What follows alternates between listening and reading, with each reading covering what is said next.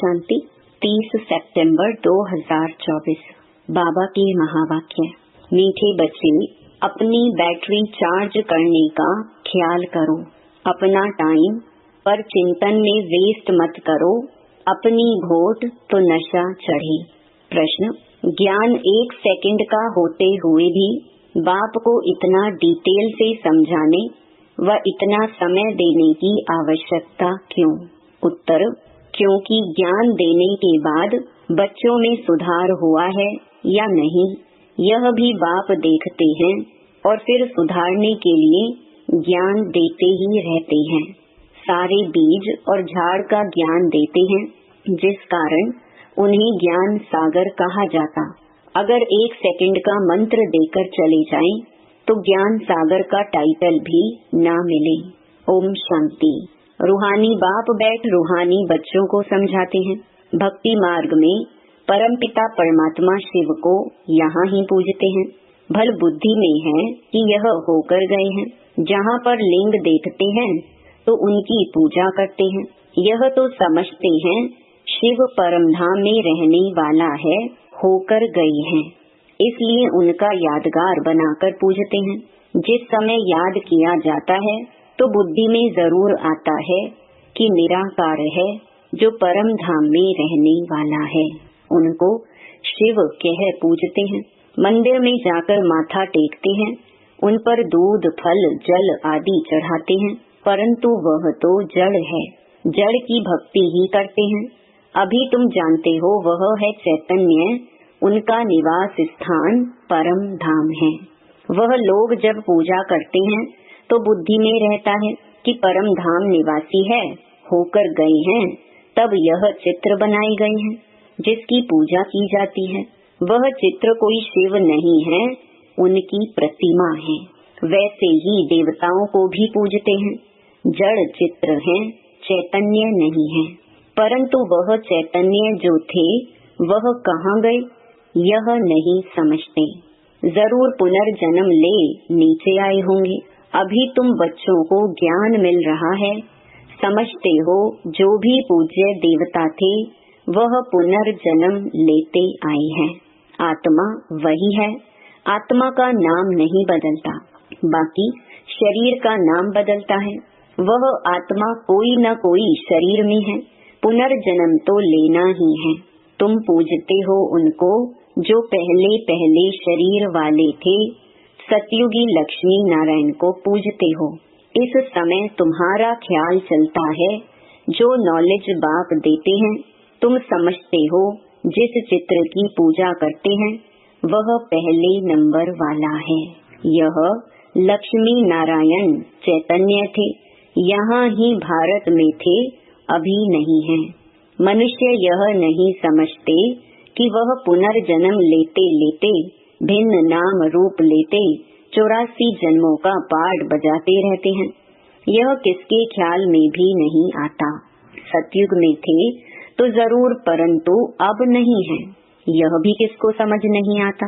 अभी तुम जानते हो ड्रामा के प्लान अनुसार फिर चैतन्य में आएंगे जरूर। मनुष्यों की बुद्धि में यह ख्याल ही नहीं आता, बाकी इतना जरूर समझते हैं कि यह थे। अब इनके जड़ चित्र हैं, परंतु वह चैतन्य कहाँ चले गए, यह किसकी बुद्धि में नहीं आता है। मनुष्य तो 84 लाख पुनर्जन्म कह देते हैं। यह भी तुम बच्चों को मालूम पड़ा है कि 84 जन्म ही लेते हैं, न कि 84 लाख। अब रामचंद्र की पूजा करते हैं, उनको यह भी पता नहीं है कि राम कहाँ गया। तुम जानते हो कि श्री राम की आत्मा तो जरूर पुनर्जन्म लेती रहती होगी। यहाँ इम्तिहान में नापास होती है, परंतु कोई न कोई रूप में होगी तो जरूर ना। यहाँ ही पुरुषार्थ करते रहते हैं। इतना नाम बाला है राम का, तो जरूर आएंगी। उनको नॉलेज लेनी पड़ेगी। अभी कुछ मालूम नहीं पड़ता है तो उस बात को छोड़ देना पड़ता है। इन बातों में जाने से भी टाइम वेस्ट होता है। इससे तो क्यों ना अपना टाइम सफल करें, अपनी उन्नति के लिए बैटरी चार्ज करें। दूसरी बातों का चिंतन तो पर चिंतन हो गया। अभी तो अपना चिंतन करना है। हम बाप को याद करें, वह भी जरूर पढ़ते होंगे, अपनी बैटरी चार्ज करते होंगे, परंतु तुमको अपनी करनी है। कहा जाता अपनी घोट तो नशा चढ़ी। बाप ने कहा है, जब तुम सतो प्रधान थे तो तुम्हारा बहुत ऊंच पद था। अब फिर पुरुषार्थ करो, मुझे याद करो तो विकर्म विनाश हो। मंजिल है ना, यह चिंतन करते करते सतो प्रधान बनेंगे। नारायण का ही सिमरन करने से हम नारायण बनेंगे। अंत काल में जो नारायण सिमरे, तुमको बाप को याद करना है जिससे पाप कटे, फिर नारायण बने। यह नर से नारायण बनने की हाईएस्ट युक्ति है। एक नारायण तो नहीं बनेंगे ना, यह तो सारी डिनाइस्टी बनती है। बाप हाईएस्ट पुरुषार्थ कराएंगे, यह है ही राजयोग की नॉलेज। सो भी पूरे विश्व का मालिक बनना है। जितना पुरुषार्थ करेंगे उतना जरूर फायदा है। एक तो अपने को आत्मा जरूर निश्चय करो। कोई लिखते भी ऐसे हैं, फलानी आत्मा आपको याद करती है। आत्मा शरीर के द्वारा लिखती है। आत्मा का कनेक्शन है शिव बाबा के साथ। मैं आत्मा फलाने शरीर के नाम रूप वाली हूँ, यह तो जरूर बताना पड़े ना, क्योंकि आत्मा के शरीर पर ही भिन्न भिन्न नाम पड़ते हैं। मैं आत्मा आपका बच्चा हूँ, मुझ आत्मा के शरीर का नाम फलाना है। आत्मा का नाम तो कभी बदलता नहीं। मैं आत्मा फलाने शरीर वाली हूँ, शरीर का नाम तो जरूर चाहिए, नहीं तो कारोबार चल ना सके। यहाँ बाप कहते हैं, मैं भी इस ब्रह्मा के तन में आता हूँ टेम्परेरी। इनकी आत्मा को भी समझाते हैं, मैं इस शरीर से तुमको पढ़ाने आया हूँ। यह मेरा शरीर नहीं है, मैंने इनमें प्रवेश किया है, फिर चले जाएंगे अपने धाम। मैं आया ही हूँ तुम बच्चों को यह मंत्र देने। ऐसे नहीं कि मंत्र देकर चला जाता हूँ, नहीं, बच्चों को देखना भी पड़ता है कि कहाँ तक सुधार हुआ है, फिर सुधारने की शिक्षा देते रहते हैं। सेकंड का ज्ञान देकर चले जाएं तो फिर ज्ञान का सागर भी ना कहा जाए। कितना समय हुआ है, तुमको समझाते ही रहते हैं। झाड़ की भक्ति मार्ग की सब बातें समझने की डिटेल है, डिटेल में समझाते हैं। होलसेल माना मन मना भव, परंतु ऐसा कहकर चले तो नहीं जाएंगे, पालना देख रेख भी करनी पड़े। कई बच्चे बाप को याद करते करते फिर गुम हो जाते हैं। फलानी आत्मा जिसका नाम फलाना था, बहुत अच्छा पढ़ता था, स्मृति तो आएगी ना। पुराने बच्चे कितने अच्छे थे, उनको माया ने हप कर लिया। शुरू में कितने आए, फट से आकर बाप की गोद ली, भट्ठी बनी। इसमें सबने अपना लक भाग्य आजमाया, फिर लक आजमाते आजमाते माया ने एकदम उड़ा दिया, ठहर ना सके। फिर 5000 वर्ष के बाद भी ऐसे ही होगा। कितने चले गए, आधा झाड़ तो जरूर गया। भल झाड़ वृद्धि को पाया है, परंतु पुराने चले गए। समझ सकते हैं, उनसे कुछ फिर आएंगे जरूर पढ़ने। स्मृति आएगी कि हम बाप से पढ़ते थे और सब अभी तक पढ़ते रहते हैं। हमने हार खा ली, फिर मैदान में आएंगे। बाबा आने देंगे, फिर भी भला कर पुरुषार्थ करें, कुछ न कुछ अच्छा पद मिल जाएगा। बाप स्मृति दिलाते हैं, मीठे मीठे बच्चे माँ मीकम याद करो तो पाप कट जाएंगे। अब कैसे याद करते हो, क्या यह समझते हो कि बाबा परम धाम में है? नहीं, बाबा तो यहाँ रथ में बैठे हैं। इस रथ का सबको मालूम पड़ता जाता है। यह है भाग्यशाली रथ, इनमें आया हुआ है। भक्ति मार्ग में थे तो उनको परम धाम में याद करते थे, परंतु यह नहीं जानते थे कि याद से क्या होगा। अभी तुम बच्चों को बाप खुद इस रथ में बैठ श्रीमत देते हैं, इसलिए तुम बच्चे समझते हो बाबा यहाँ इस मृत्यु लोक में पुरुषोत्तम संगम युग पर हैं। तुम जानते हो हमको ब्रह्मा को याद नहीं करना है। बाप कहते हैं, माँ मेकम याद करो, मैं इस रथ में रहकर तुमको यह नॉलेज दे रहा हूँ। अपनी भी पहचान देता हूँ, मैं यहाँ हूँ। आगे तो तुम समझते थे परम धाम में रहने वाला है, होकर गया है, परंतु कब यह पता नहीं था।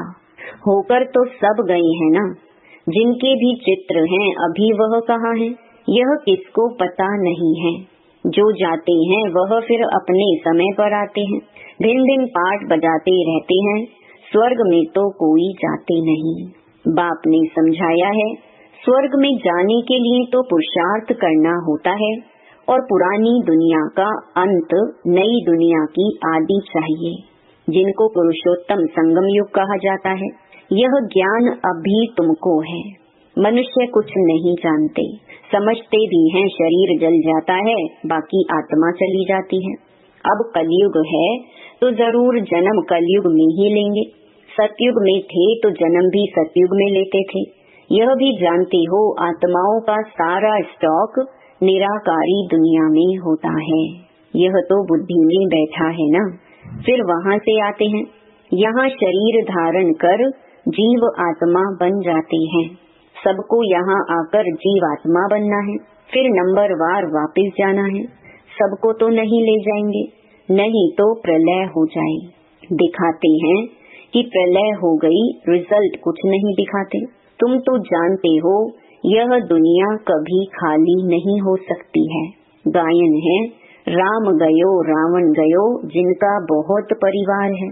सारी दुनिया में रावण संप्रदाय है ना, राम संप्रदाय तो बहुत थोड़ी है। राम की संप्रदाय है ही सतयुग त्रेता में, बहुत फर्क रहता है।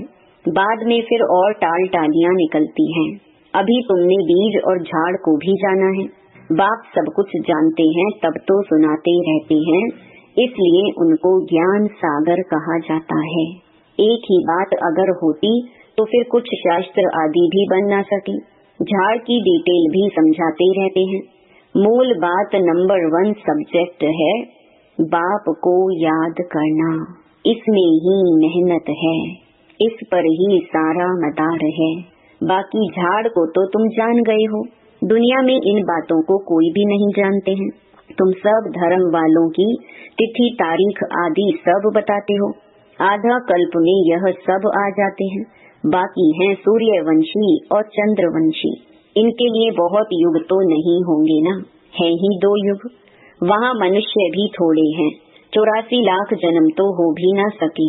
मनुष्य समझ से बाहर हो जाते हैं, इसलिए फिर बाप आकर समझ देते हैं। बाप जो रचयिता है वही रचता और रचना के आदि मध्य अंत की नॉलेज बैठ देते हैं। भारतवासी तो बिल्कुल कुछ नहीं जानते, सबको पूजते रहते हैं। मुसलमानों को, पारसी आदि को, जो आया उनको पूजने लग पड़ेंगे, क्योंकि अपने धर्म और धर्म स्थापक को भूल गए हैं। और तो सब अपने अपने धर्म को जानते हैं, सबको मालूम है फलाना धर्म कब किसने स्थापन किया। बाकी सतयुग त्रेता की हिस्ट्री ज्योग्राफी का किसको भी पता नहीं है। चित्र भी देखते हैं शिव बाबा का, यह रूप है, वही ऊंच ते ऊंच बाप है, तो याद भी उनको करना है। यहाँ फिर सबसे जास्ती पूजा करते हैं श्री कृष्ण की, क्योंकि नेक्स्ट में है ना। प्यार भी उनको करते हैं, तो गीता का भगवान भी उनको समझ लिया है। सुनाने वाला चाहिए तब तो उनसे वर्षा मिले। बाप ही सुनाते हैं, नई दुनिया की स्थापना और पुरानी दुनिया का विनाश कराने वाला और कोई हो न सके सिवाय एक बाप के। ब्रह्मा द्वारा स्थापना, शंकर द्वारा विनाश, विष्णु द्वारा पालना, यह भी लिखते हैं। यहाँ के लिए ही है, परंतु समझ कुछ भी नहीं। तुम जानते हो वह है निराकार सृष्टि, यह है साकारी सृष्टि। सृष्टि तो यही है, यहाँ ही राम राज्य और रावण राज्य होता है। महिमा सारी यहाँ की है।